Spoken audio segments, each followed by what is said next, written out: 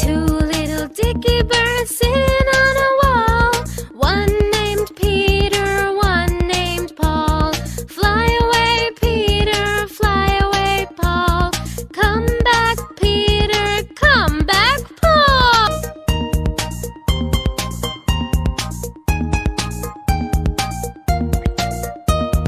Two little Dicky birds sitting